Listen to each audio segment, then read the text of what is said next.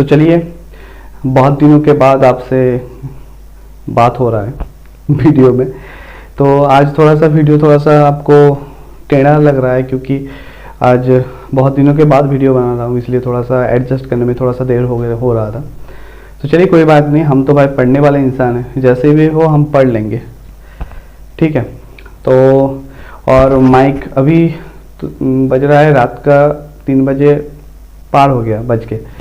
Daily सोचता हूँ video upload करूँगा, पर कर नहीं पाता और सुबह उठ नहीं पाता। तो चलिए किसी तरह से मैनेज किया, और बाद में भी हम लोग वीडियो देखेंगे, लेक्चर्स जो कोशिश करूँगा जल्द से जल्द अपलोड करने के लिए। तो उम्मीद करता हूँ सबका CSR जो नेट एग्ज़ाम है अच्छा गया है, और जिसका नहीं गया है वो उसका नेक्स्ट बार और भी अच्छा होगा, आप चिंता मत करो। तो चलिए, आपका छपरी टीचर आ गया है। तो आज के जो हम लोग अभी आते हैं मुद्दे पे, आज हम डिस्कस करेंगे स्पेसिफिकेशन के बारे में। ऑलरेडी पिछला वीडियो मैं डिस्क्रिप्शन में लिंक दे दूंगा, उसमें जो आप देख सकते हो कि जो स्पेसिफिकेशन कमिटमेंट का जो स्टेजेस है, स्पेसिफिकेशन एंड दूसरा हो गया हमारा डिटर्मिनेशन, वो जो पिछला वीडियो उसमें हम लोग डिस्कस कर चुके हैं, इसलिए यहाँ पे हम लोग और डिस्कस नहीं करेंगे। ऑलरेडी बोर्ड पे मैंने सब लिख के रखा है, क्योंकि इतना ज़्यादा आपको बोरिंग करने का कोई ज़रूरत नहीं है। आप लोग ये जो सारा मटेरियल्स आप देख पा रहे हो, ये गिलबर्ट का जो बुक है डेवलपमेंट बायोलॉजी, उसमें आप आराम से देख पाओगे। तो यहाँ पे आप समझ लो चीज़ों को, और एक पेज में आपका जो कॉपी है उसमें नोट कर लो, क्योंकि बाद में आप जब पढ़ोगे तो इजीली आपको समझ में आएगा। तो जनरली ये कोई महाभारत तो है नहीं, आप गिलबर्ट बुक में बड़ा बड़ा करके डायग्राम जो दिया गया है वो उसमें से जाके आप इजीली समझ सकते हो। तो वहाँ से ही लिया गया है, मैं खुद से इसको इन्वेंट करके चिपकाया नहीं हूँ, ठीक है। तो चलिए अभी देखते हैं। ड्यूरिंग एम्ब्रायोजेनेसिस, मतलब एम्ब्रायोजेनेसिस का प्रोसेस, जब हमारा स्पर्म ओवम मिलता है, जायगोट बनता है, जायगोट बनने के बाद एक कॉम्प्लीट ऑर्गेनिज्म बनता है, किससे? एम्ब्रायो से। तो एम्ब्रायोजेनेसिस का जो प्रोसेस है वो 3 स्टेज में हम उसको डिवाइड कर सकते हैं। पहले तो हो गया स्पेसिफिकेशन, दूसरा हो गया डिटर्मिनेशन एंड तीसरा डिफरेंशिएशन। ये तीनों स्टेज को हम समझेंगे। आज हमारा मेन फोकस होगा स्पेसिफिकेशन के बारे में। ऑलरेडी बेसिक जो पॉइंट्स है हम जो पहला वीडियो है उसमें डिस्कस कर चुके हैं, आप जाके देख सकते हो स्पेसिफिकेशन एंड डिटर्मिनेशन के बारे में, जो कमिटमेंट का स्टेजेस है। तो स्पेसिफिकेशन को हम 3 टाइप में पहले तो डिवाइड करते हैं। पहले हो गया ऑटोनोमस स्पेसिफिकेशन, दूसरा कंडीशनल और तीसरा है सिंसाइटियल स्पेसिफिकेशन। तो तीनों टाइप आप याद रख लो। अभी ऑटोनोमस स्पेसिफिकेशन मतलब ये जो स्पेसिफिकेशन का जो प्रोसेस है, ये डिफरेंट ऑर्गेनिजम्स में डिफरेंट होता है।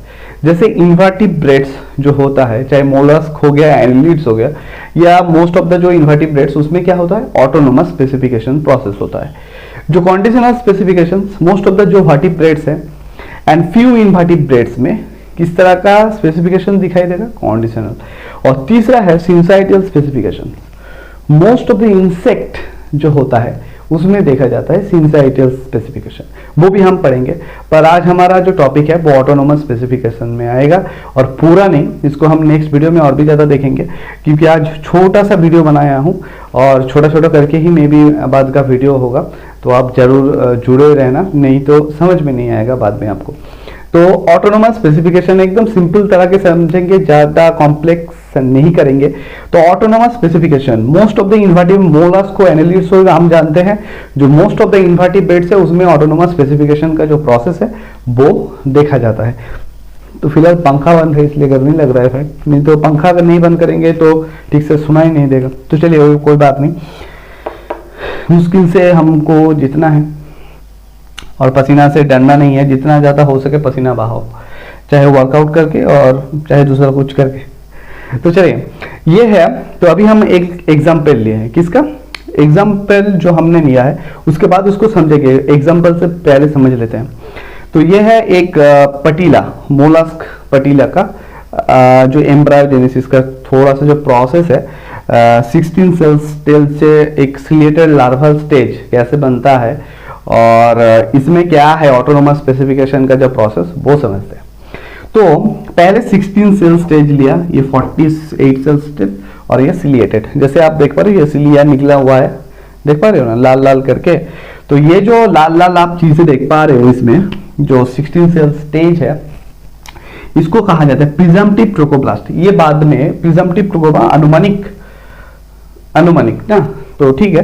तो वो जाके क्या तैयार कर रहा था, सिलिएटेड लार्वल स्टेज में। ये जो सिलिएटेड स्ट्रक्चर आप देख पा रहे हो यही है प्रिजम्पटिव ट्रोकोब्लास्ट। बाद में जाके ये जो सिलिएटेड स्ट्रक्चर आप देख पा रहे हो इस एम्ब्रायो में वो तैयार कर रहा है। ये जो लाल लाल मैंने बॉल जैसा बनाया है, ये तीनों पे यहाँ पे जाके थोड़ा सा 40 सेल स्टेज में और ज्यादा आपको दिखाई देगा। जब सिलिएटेड लार्वल स्टेज में आएगा तो ये क्या हो गया, एक सिलिएटेड स्ट्रक्चर क्रिएट किया, ठीक है। तब अभी हमने क्या किया, ये जो प्रिजम्पटिव ट्रोकोब्लास्ट है, ये जो पर्टिकुलर ब्लास्टोमियर है, इसको अलग कर दिया।